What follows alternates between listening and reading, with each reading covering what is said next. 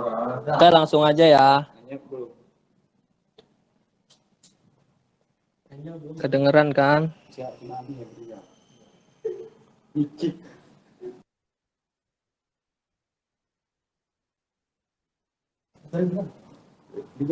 Oke, bismillahirrahmanirrahim. Assalamualaikum warahmatullahi wabarakatuh. Waalaikumsalam warahmatullahi wabarakatuh.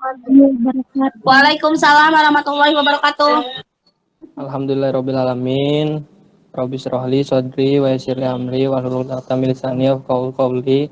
Amma ba'du. Yang terhormat Ibu Desi Yunika Hairun selaku dosen pengampu mata kuliah karakteristik dan kompetensi usia remaja yang pada kesempatan kali ini belum bisa bergabung, dan saya banggakan AA, TTTT dan kawan-kawan semua.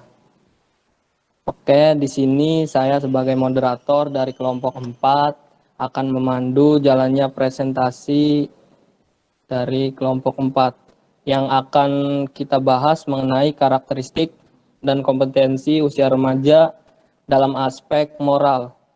Oke, untuk mempersingkat waktu, dipersilahkan kepada kawan saya dari kelompok 4 untuk menyampaikan materi-materinya. Teh Sabil, boleh ditampilkan slide-nya. Yang presentasi kameranya nyalain ya. Iya, Teh. Sebelumnya suara kita kedengeran nggak? Halo? Kedengeran kita. Halo? Kedengeran. Oh, iya. Langsung aja ya. Yang pertama itu definisi remaja dalam aspek moral. Moral adalah ajaran tentang baik buruk suatu perbuatan, kelakuan, akhlak, dan kewajiban. Moral berkaitan dengan kemampuan seseorang untuk membedakan antara perbuatan yang benar dan yang salah. Menurut Dasmita 2011, masa remaja ditandai dengan sejumlah karakteristik penting yang meliputi hubungan yang matang dengan teman sebaya, dapat menerima dan belajar peran sosial sebagai pria atau wanita dewasa yang dijunjung tinggi oleh masyarakat. Jadi di sini maksudnya remaja dalam aspek moral itu, remaja kan merupakan transisi antara masa kanak-kanak ke masa dewasa. Jadi di sini merupakan saatnya seseorang belajar tentang peran yang seharusnya dia miliki, mau itu pria atau wanita, dengan perbuatan-perbuatan yang benar sesuai dengan moral yang akan diterapkan. Selanjutnya.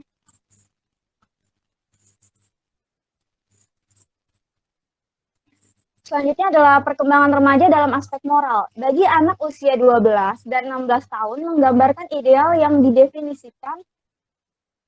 diidentifikasikan sebagai orang-orang dewasa yang berwibawa atau simpatik dengan orang-orang terkenal dan hal-hal yang berwibawa. Astagfirullahaladzim, kenapa ngeblank? Maaf ya teman-teman dari awal. Perkembangan remaja dalam aspek moral. Bagi anak-anak usia 12 dan 16 tahun, gambaran ideal yang diidentifikasikan adalah orang-orang dewasa yang berwibawa atau simpatik, orang-orang terkenal, dan hal-hal yang ideal yang diciptakannya sendiri. Jadi menurut anak-anak berusia 12 dan 16 tahun ini tuh, idealnya menurut mereka itu ya menurut pandangan mereka sendiri, sesuai apa yang mereka tahu, seperti itu. Terus menurut ahli psikoanalisis, nilai dan moral menyatu dalam konsep superego.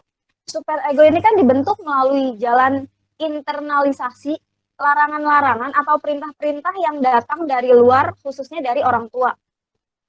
Oleh karena itu, anak yang tidak memiliki hubungan harmonis dengan orang tuanya di masa kecil kemungkinan besar tidak akan mampu mengembangkan superego yang cukup kuat, sehingga mereka bisa menjadi orang yang sering melanggar norma gitu.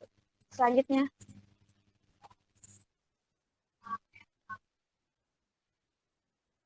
Perkembangan moral remaja mengalami suatu perubahan seiring dengan tahapan perkembangan remaja itu sendiri dan dideterminasi oleh lingkungan sosial dan budaya di mana manusia itu berkembang. Jadi seorang remaja itu moralnya bisa dipengaruhi oleh lingkungan sosial dan budayanya. Seperti contohnya misalnya di Papua Pedalaman.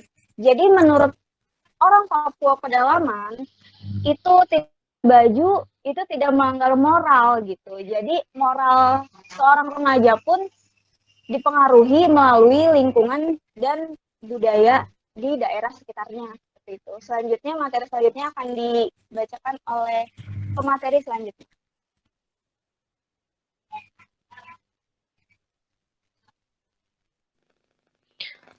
Sebelumnya kedengeran nggak suaranya? Kedengeran teh. Kedengeran teh. Oke. Kedengeran teh. Kedengeran selanjutnya yaitu elemen kunci dalam karakteristik individu usia remaja aspek moral. Nah, di sini elemen kunci dalam karakteristik individu usia remaja dalam aspek moral ini mengambil dari tahap-tahap atas perkembangan moral anak-anak dan remaja yang disampaikan oleh Kolbeck.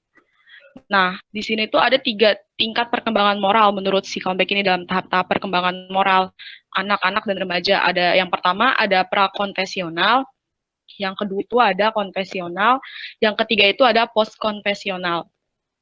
Kemudian dari 3 tingkat perkembangan moral ini yang menunjukkan dari elemen kunci karakteristik individu dalam usia remaja ini lebih kepada di tingkat kedua yaitu konvensional.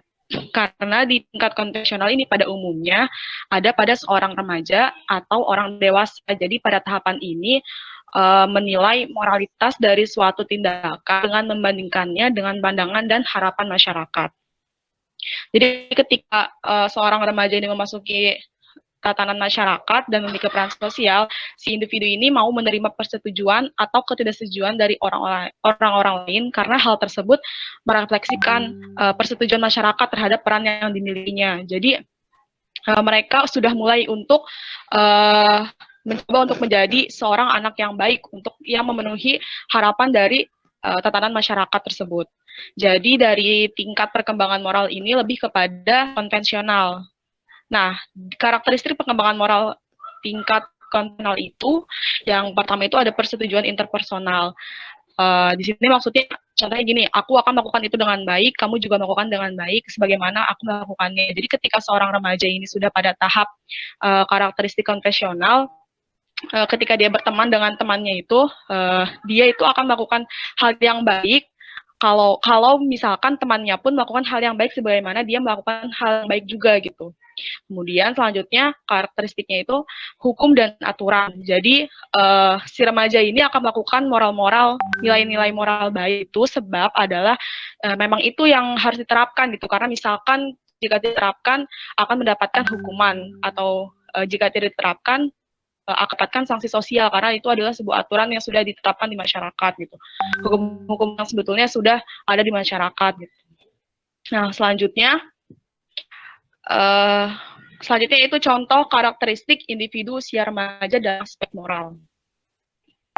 Nah, contoh karakteristik individu di usia remaja dalam aspek moral ini, salah satu yang paling menonjol itu yang berkaitan dengan nilai itu adalah, jadi si remaja ini sangat merasakan akan pentingnya tata nilai dan mengembangkan nilai-nilai baru yang sangat diperlukan sebagai pedoman, pegangan, petunjuk dalam kehidupan dia sehari gitu, dalam mencari jalannya sendiri untuk menumbuhkan identitas diri menuju kepribadian yang semakin matang, karena kan dia di sini usianya transisi usia remaja gitu.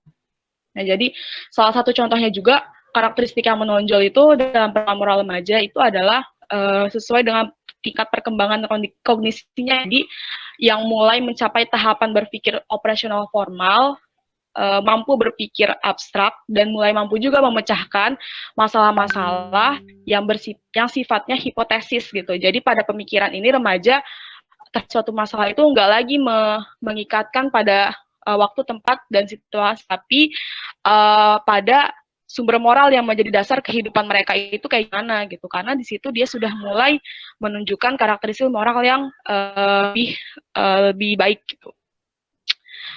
Nah, di sini Mikhail ini mengemukakan 5 perubahan dasar moral yang harus dilakukan oleh remaja. Ini menurut para ahli. Slide-nya. Kayak yang pertama, pandangan moral individu makin lama makin abstrak. Yang kedua, keyakinan moral lebih berpusat pada apa benar dan yang kurang pada apa yang salah. Yang ketiga, penilaian moral yang makin kognitif mendorong remaja untuk lebih berani mengambil keputusan terhadap masalah moral yang dihadapinya. Dan yang terakhir, penilaian moral secara psikologis menjadi lebih mahal dalam arti bahwa penilaian moral menimbulkan ketegangan emosi. Jadi dari yang pertama, pandangan moral individu makin lama semakin jadi lebih abstrak. Jadi maksudnya yang tadinya dia tuh nggak tahu banget nih permasalahan moral dalam tatanan masyarakat karena dia dalam usia remaja dan banyak tekanan-tekanan dari masyarakat yang membuat dia, yang beberapa tekanan itu yang membuat dia harus berperilaku sesuai dengan yang ada. Akhirnya dia jadi lebih tahu nih gitu mengenai gimana sih sebetulnya dengan moral-moral yang ada di masyarakat gitu. Jadi maksud dari abstrak ini betulnya dalam konteks dia itu lebih tahu lebih mendalam lagi moral-moral yang ada di masyarakat, gitu, nilai-nilai moral yang ada di masyarakat gitu.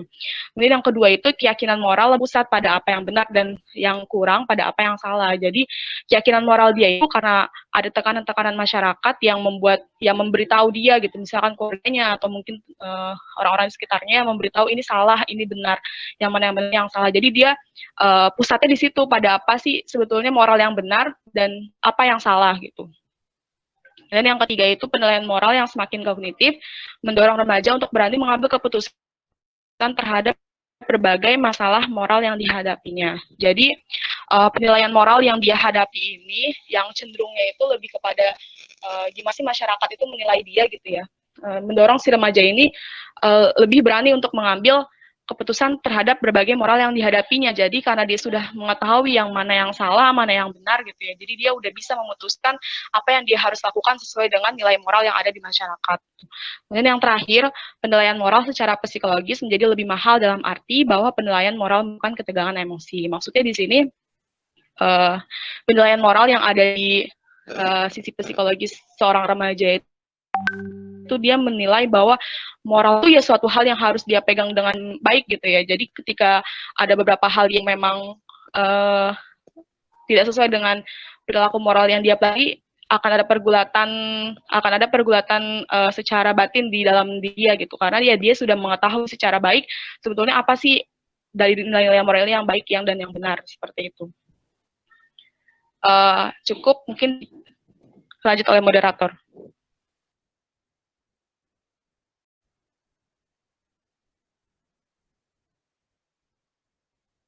Oke, udah. Kita lanjut ke sesi tanya jawab.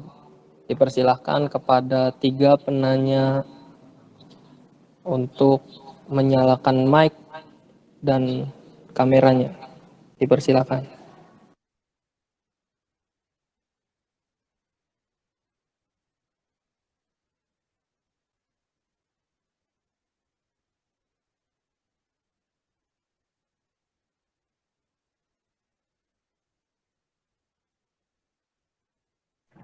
Bismillah, Saudara Ali izin bertanya. Iya, kawan Kori. Oke, Bismillah izin bertanya ya. Tadi kan kelompok pemateri sudah menjelaskan tentang perkembangan moral pada usia remaja, di mana pada saat ini kan moral itu berhubungan dengan sesuatu yang baik dan buruk.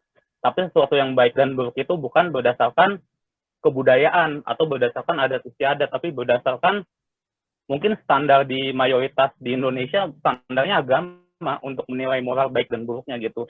Nah, yang jadi pertanyaan tuh bagaimana supaya moral remaja ini bisa terbina dengan baik dan bagaimana upaya yang harus dilakukan oleh orang tua untuk pembinaan pada anak-anaknya pada masa remaja ini sehingga anak-anaknya itu tidak melakukan perbuatan-perbuatan yang melanggar moral. Dalam artian kita tahu banyak sekali di Indonesia perbuatan remaja-remaja yang melanggar moral seperti mungkin tawuran, tindakan bullying dan sebagainya gitu.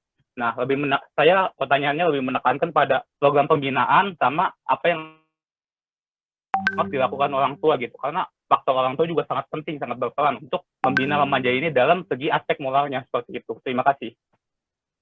Terima kasih Saudara Kori. Oke, selanjutnya yang mau bertanya.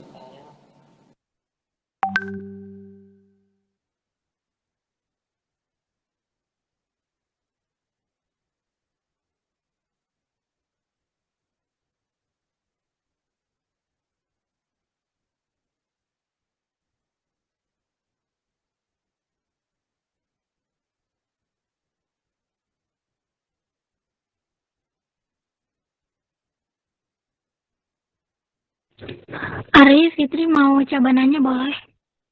Ya, boleh Fitri. Silakan. Nah, baik. Di sini Fitri izin bertanya ya. Bagaimana peranan konselor dalam hal pembentukan moral yang baik di sekolah maupun di luar sekolah? Siapa sajakah yang berperan dalam pembentukan aspek moral ini?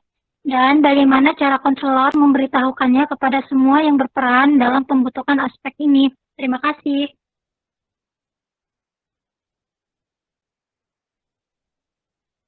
Sama-sama Fitri.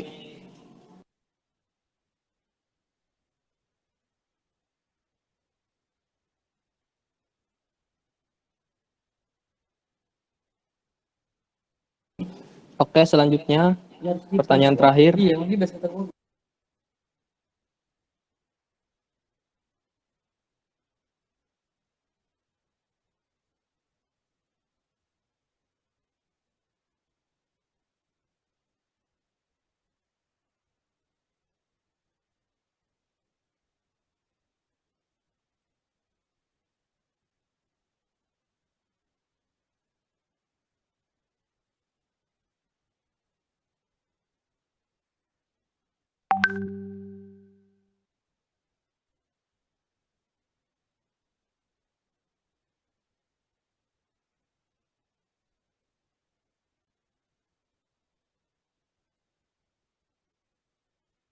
Yuk teman-teman, Teteh. Mau nanya boleh nggak? Ya, boleh. TAI. Ya, mau nanya dong, khususnya buat kelompok ini ya, bagaimana aspek moral, misalkan nih kalian ngajar di SMP, karena SMP kan masa transisi dari anak-anak ke remaja. Nah, banyak banget permasalahan anak SMP yang sering melanggar aspek moral ini. Nah, bagaimana peranan kalian nanti ke depannya jika kalian menjadi guru di SMP, program apa yang bakalan kalian lakukan sehingga aspek moral ini bisa merubah siswa remaja itu biar lebih baik. Programnya aja, program yang mungkin sekiranya bisa menjadi inovasi baru buat kita semua gitu. Terima kasih. Makasih, Ai. Sama-sama Teh. Oke, terima kasih untuk tiga penanya, Kori, Fitri, sama TAI. Kami dari kelompok 4 meminta waktu untuk berdiskusi sejenak.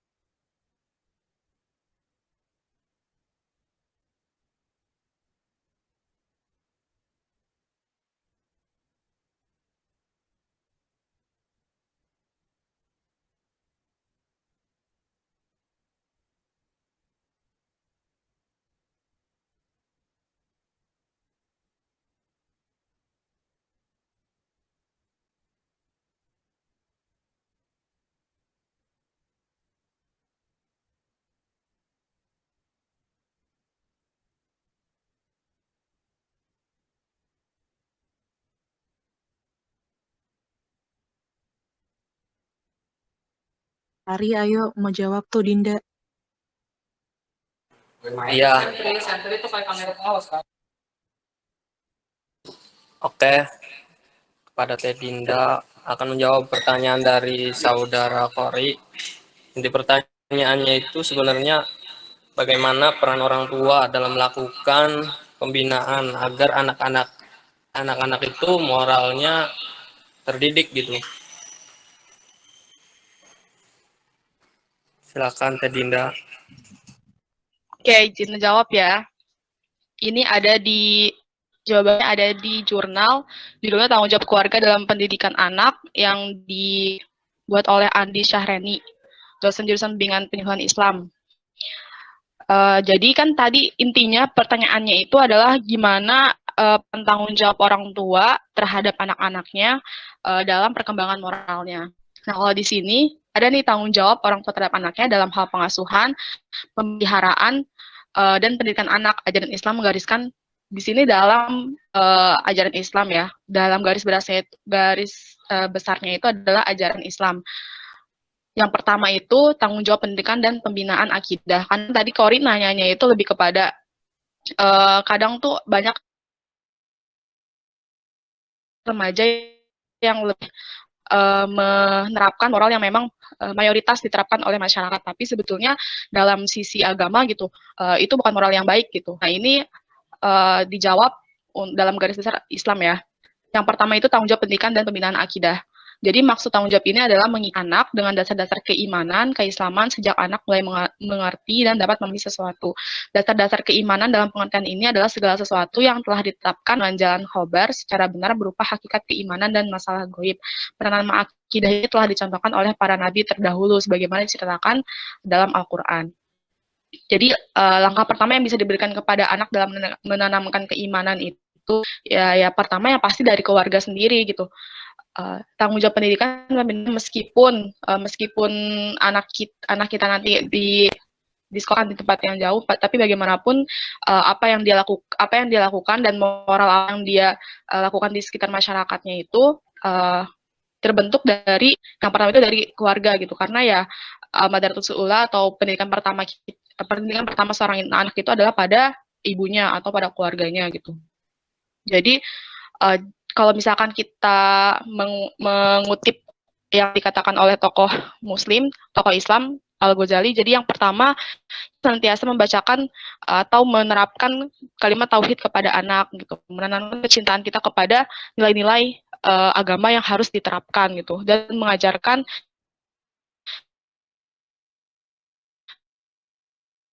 Al-Quran dalam Islam ya ini, dalam agama Islam. Jadi mungkin kalau dalam agama yang lain, itu sumber-sumbernya yang harus diajarkan kepada anak sejak dini gitu. Kemudian ini tadi kan dalam perspektif Islam ya. Nah, ini dalam perspektif psikologis menyatakan jadi ketika anak lahir itu pertumbuhan jasmani akan berjalan cepat dan perkembangan akidah, kecerdasan, akhlak, kejiwaan, rasa keindahan dan kemasyarakatan anak. Jadi 7 dimensi itu tuh nggak akan pernah lepas gitu ya, dari perkembangan seorang anak gitu, berjalan serentak dan seimbang. Jadi si anak ini mulai mendapatkan bahan atau unsur-unsur pendidikan serta pembinaan yang berlangsung tanpa disadari oleh orang-orang tuanya. Jadi si anak ini benar-benar melihat dari apa yang dilakukan oleh orang tuanya akan dia contoh gitu. Apa yang dikatakan oleh orang tuanya akan dia contoh juga gitu. Jadi benar-benar si anak ini bakal belajar lewat penglihatannya sebanyak, dalam psikis hitungannya sebanyak 83% gitu. Kemudian telinganya juga segera berfungsi. Jadi telinganya ini udah mendengar setelah ia lahir dan menangkap apa yang sampai kepada telinganya. Jadi apa yang dia dengar, apa yang dia lihat gitu ya, itu sangat berdampak gitu ya terhadap pertumbuhan kecerdasan atau perkembangan akhlaknya gitu. Nah, yang pertama. Yang kedua, yaitu adalah tanggung jawab pendidikan dan pembinaan. Tanggung jawab ini maksudnya adalah pendidikan dan pembinaan mengenai dasar-dasar moral dan keutamaan moral, tabiat yang harus dimiliki seorang anak sejak anak masih kecil sehingga ia dewasa gitu.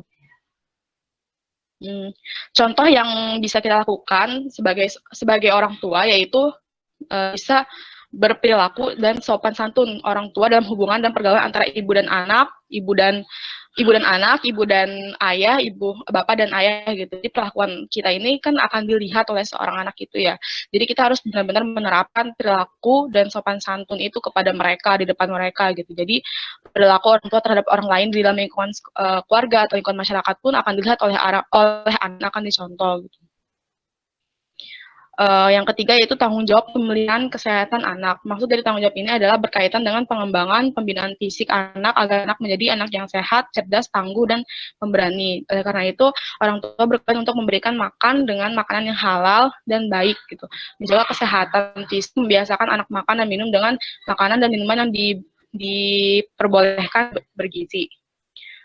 Yang keempat, yaitu tanggung jawab pendidikan dan pembinaan intelektual. Jadi, tanggung jawab ini maksudnya adalah pembentukan dan pembinaan berpikir anak dan segala sesuatu yang bermanfaat, serta kesadaran berpikir dan berbudaya. Tanggung jawab intelektual ini berpusat pada 3 hal. Yang pertama itu kewajiban mengajar, yang kedua itu penyadaran berpikir dan kesehatan berpikir. Yang kelima, yaitu tanggung jawab kepribadian dan sosial anak. Jadi maksudnya orang tua ini menanamkan sejak kecil agar terbiasa menjalankan adab sosial dan pergaulan sesamanya. Jadi ketika anak yang masih kecil ini belum tahu apa-apa, ketika orang dewasa punya perhatian lebih kepadanya, maka jiwa sosial dan perhatian yang benar terhadap orang lain itulah yang akan tumbuh pada anak gitu. Jadi pembentukan kepribadian terjadi pada masa yang panjang sejak dalam kandungan sampai umur 21 tahun. Maka dari situlah kita mulai untuk membentuk kepribadian seorang anak gitu, bahkan sejak dia lahir gitu. Pembentukan kepribadian berkaitan erat dengan pembinaan iman dan akhlak. Nah, di sini ada salah satu tokoh psikologis yang mengatakan bahwa pengembangan diri dengan disiplin memperlihatkan satu fakta perbandingan keberhasilan yang dialami oleh negara Taiwan, Korea Selatan, Hong Kong, dan Singapura. Jadi sebagai 4 negara yang telah berhasil lepas tandas ini, kunci keberhasilan oleh negara-negara tersebut nggak lepas dari bagaimana orang tua atau keluarga itu mendidik anak-anaknya dengan terdidik dan terlatih. Tapi yang terutama adalah karena memang di sana ada disiplin nasional yang amat tinggi dari tiap keluarganya. Tapi Saidiman Suryo Hadi Project mengungkapkan bahwa kembali lagi kepada keluarga sebetulnya. Jadi sehebat apapun dia disekolahkan di tempat yang bagus gitu ya, berteman dengan orang-orang hebat gitu. Salah satu pembentukan kepribadian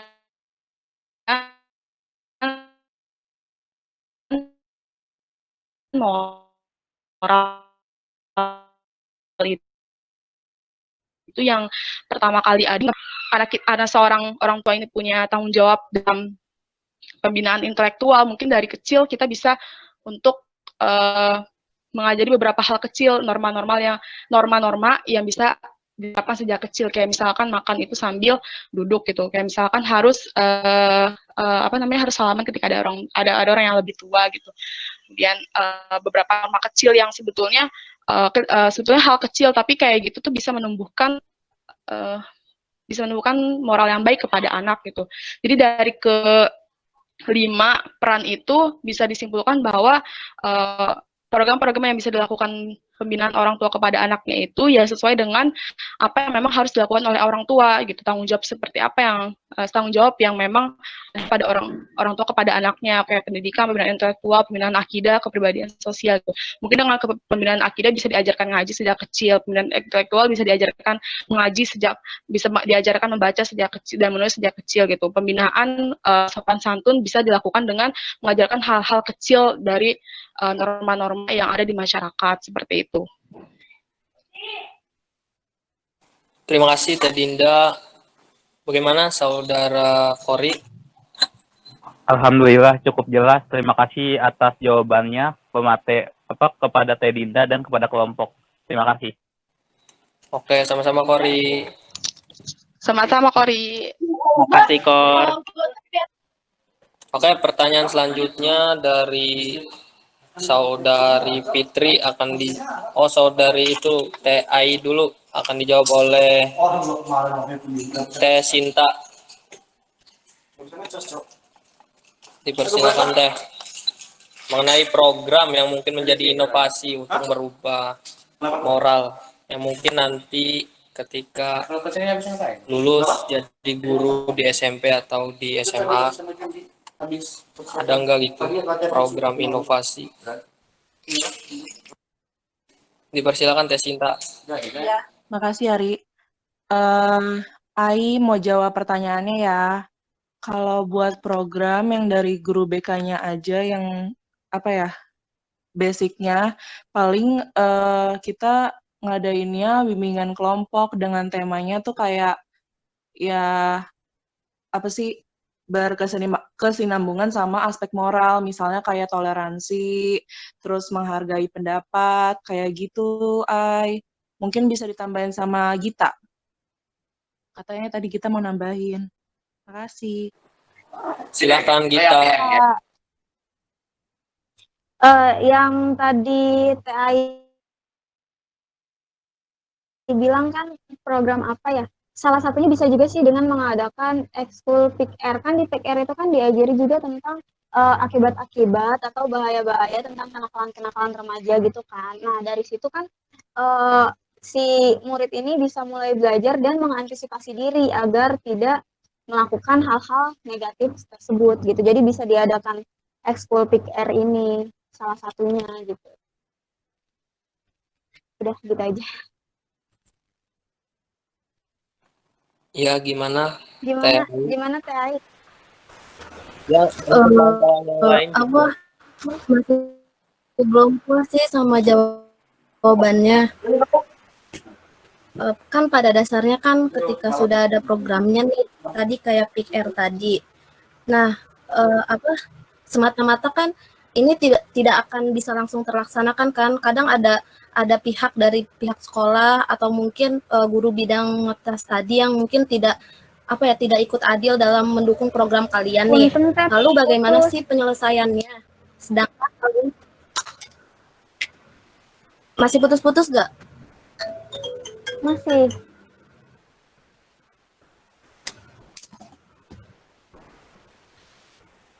Masih putus-putus. Mungkin harus pelan-pelan kayaknya Teh, supaya keterimanya lebih masuk. Oh gini ya, jadi tuh kan pada dasarnya ketika memang sudah ada programnya nih kayak PIK-R tadi, seperti yang sudah disampaikan tadi kan sama Gita. Nah, itu tuh kan tidak semata-mata bisa terlaksanakan dengan baik. Misalnya pihak sekolah atau guru bidang mata tadi kan salah satunya tidak adil dalam mendukung program kalian misalnya. Karena guru BK itu bakalan berhubungan dengan guru bidang tadi juga iya. Pihak sekolah pun kadang kita punya inovasi baru, tapi pihak sekolah tidak mendukung itu gitu. Lalu bagaimana sih penyelesaian sedangkan kalian sendiri sebagai konselor harus memberikan pengarahan yang jauh lebih baik kepada siswanya agar tidak melanggar moral itu. Salah satunya misalkan yang kasus bolos kan nggak mungkin bisa langsung diadakan bimbingan gitu kan. Pasti anak-anaknya juga nggak bakalan ada gitu tuh. Bagaimana sih kalian sebagai konselor itu agar program kalian tuh bisa tersampaikan ke semua siswa itu gitu. Kalau PIK-R kalau menurut aku sendiri sih bakalan susah gitu. Oh iya. Terima kasih. Baik.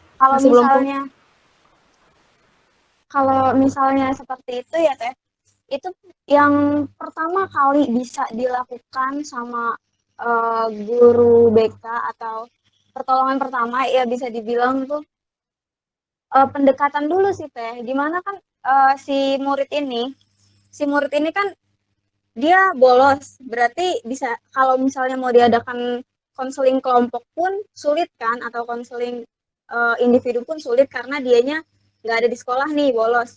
Itu bisa dengan home visit Teh.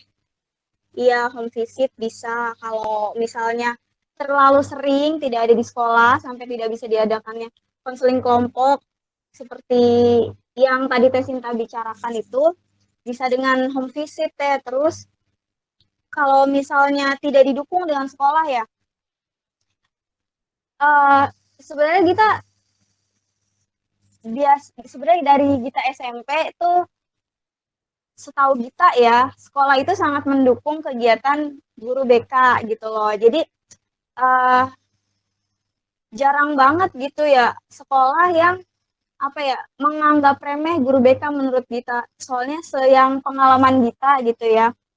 Jadi dia itu kan ini kan moral itu kan merupakan hal yang paling mendasar dari negeri ini justru. Kalau misalnya generasi ini moralnya bobrok, ya negaranya juga bakal bobrok. Jadi kalau misalnya diremehkan gitu, berarti sekolahnya belum mengerti gitu ya akan pentingnya pendidikan moral ini gitu. Jadi kalau misalnya belum di apa namanya masih terkendala akan guru bidang studi yang lain atau kepala sekolah yang lain, itu bisa berawal dari guru BK-nya berarti harus lebih kerja keras lagi sih, kayak dia kan dikasih waktu untuk masuk kelas nih, biasanya dikasih waktu untuk masuk kelas aja biasanya guru BK itu nggak lama kan, paling sekitar 20 menit kalau di SMA kita.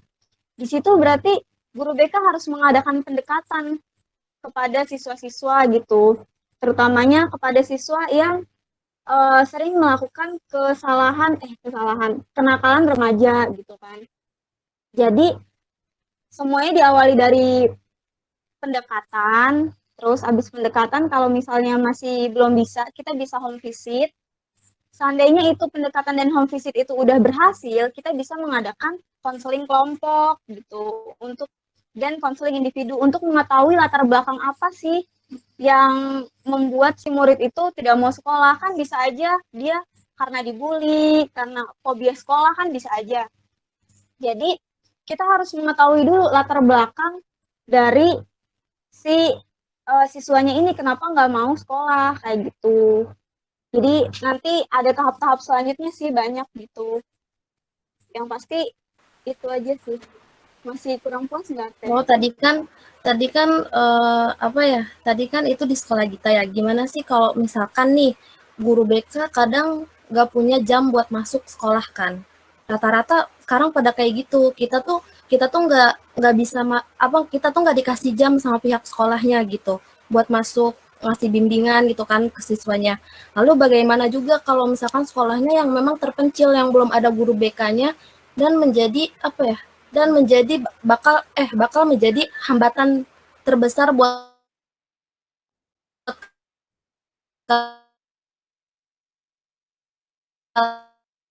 kalian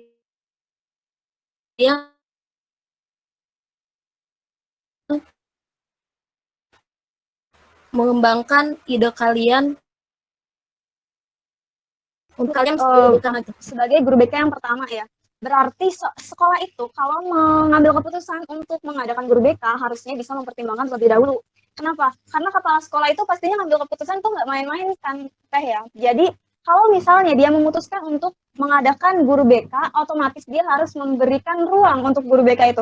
Untuk apa kalau misalnya diadakan guru BK, dia merekrut guru BK tapi tidak dia berikan ruang untuk konseling gitu. Jadi berarti bisa dibilang ya itu kepala sekolahnya kurang pakai logika, mungkin ya kurang pakai logika, karena ngapain gitu loh ngerekrut guru BK kalau dia nggak mau ngasih waktu buat guru BK gitu. Kalau misalkan kepala sekolahnya nggak punya logika, berarti kalian nggak, maksudnya kayak apa ya, kan belum tentu, misalkan gini, sekolahnya belum tentu merekrut guru BK, tetapi kalian berkeinginan buat masuk ke sekolah itu buat mengajar, gitu loh. Ngerti nggak? Oh, berkeinginan buat masuk. Oh, jadi kita belum ada di sekolah itu tuh. Berkeinginan buat masuk. Ya, mungkin Teh Cinta bisa ditambahkan. Iya, Ai kan sebelum kita ngadain bimbingan gitu ya, mau ngadain sesuatu terhadap murid gitu, kita kan pasti bikin kayak RPL gitu ya, Ai. Terus kita harus kasih juga ke si kepala sekolah. Itu udah kelihatan jelas kayak waktunya, tanggal pelaksanaannya. Jadi ya nggak mungkin nggak diizinin dan nggak dikasih waktu gitu. Terima kasih. Oke, makasih Sinta, Gita juga makasih. Mungkin segitu sih. Oke. Mengingat waktunya juga. Baik, makasih juga Teh. Maaf ya kalau jawabannya kurang memuaskan. Ya, sama-sama.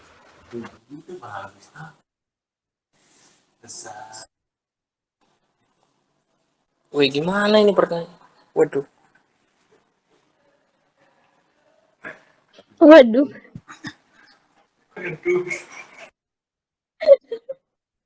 Kepencet.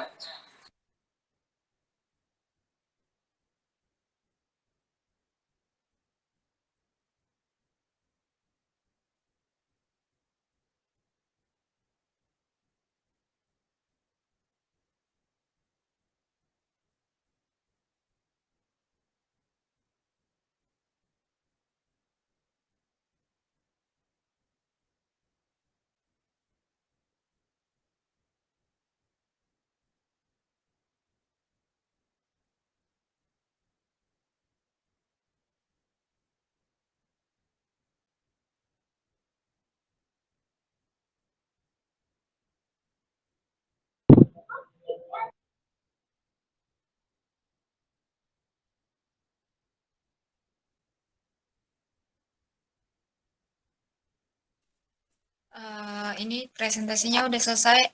Ada yang mau nanya lagi nggak? Ada satu pertanyaan lagi kita yang belum jawab. Ya udah, ditungguin. Kalau bisa sebelum maghrib ya, soalnya takut kepotong waktunya. Siap teh.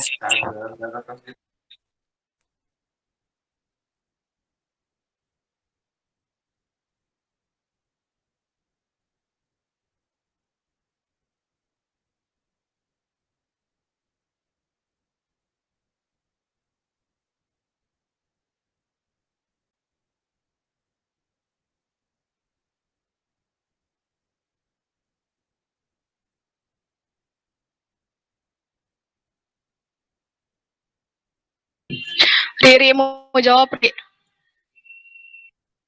Oke, mau jawab ya yang pertanyaan satu lagi dari Fitri. Bagaimana peranan konselor dalam hal pembentukan moral di sekolah maupun di luar sekolah? Itu yang pertama. Terus ke siapa sajakah yang berperan dalam membentuk aspek moral ini dan bagaimana cara konselor memberitahukan kepada semua yang berperan dalam pembentukan aspek moral ini agar remaja tersebut punya moral yang baik? Yang pertama, pertanyaannya ini peranan konselor dalam pembentukan moral yang baik di sekolah maupun di luar sekolah ya. Pastinya di dalam sekolah guru BK pasti melaksanakan program-program kayak program-program yang harus dilaksanakan sebagai guru BK kayak misalkan bimbingan kelompok, terus konseling kelompok, konseling individual gitu. Nah, terus yang peranan konselor di luar sekolah yaitu berarti dengan melaksanakan program contohnya melaksanakan program kepada orang tuanya gitu ya, kayak home visit segala macam kayak gitu kan. Terus siapa saja yang berperan dalam pembentukan aspek moral ini tentunya bukan cuma guru doang, tapi seluruh unit dari guru yang ada di sekolah, warga sekolah maupun orang tua, wali kelas gitu. Bagaimana cara konselor memberitahukannya kepada yang berperan dalam pembentukan aspek moral ini agar remaja tersebut mempunyai moral yang baik. Jadi gimana sih cara konselor ini ngasih tahu ke semua yang berperan kayak wali kelas, orang tuanya, terus semua tatanan guru itu untuk bisa berperan dalam pembentukan moral. Yang pertama itu kalau misalkan dengan orang tua, ya berarti kita melaksanakan program-program yang memang ada di program guru BK kayak misalkan home visit gitu ya, terus kayak kunjungan terus kayak misalkan konseling keluarga gitu, keluarga yang ingin berkonsultasi kepada guru BK gitu mengenai permasalahan anaknya gitu. Kalau misalkan kepada wali kelas kan ada tuh program guru BK yang berkolaborasi dengan wali kelas, jadi kayak mengevaluasi si anak didiknya ini kepada wali kelas ini dan mengkolaborasi segala macam informasi yang bisa membuat peranan untuk mengembangkan pembentukan aspek moral atau aspek-aspek yang lainnya. Nah, itu sih sebetulnya jawabannya. Mungkin bisa ditambahin oleh kelompok yang lain, oleh anggota kelompok yang lain. Gilang. Iya, terima kasih.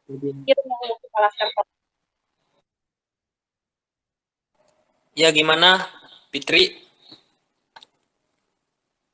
Oke, baik, Teh Dinda dan kelompok 4. Jawabannya sudah cukup. Atau teman-teman yang mau menambahkan? Dipersilahkan.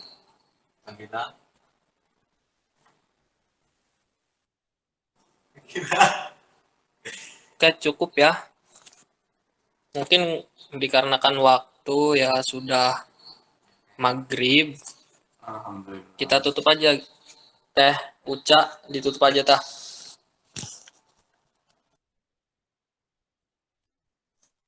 Oke, baik, ditutup aja karena udah maghrib. Tapi buat anak 18 jangan keluar dulu ya.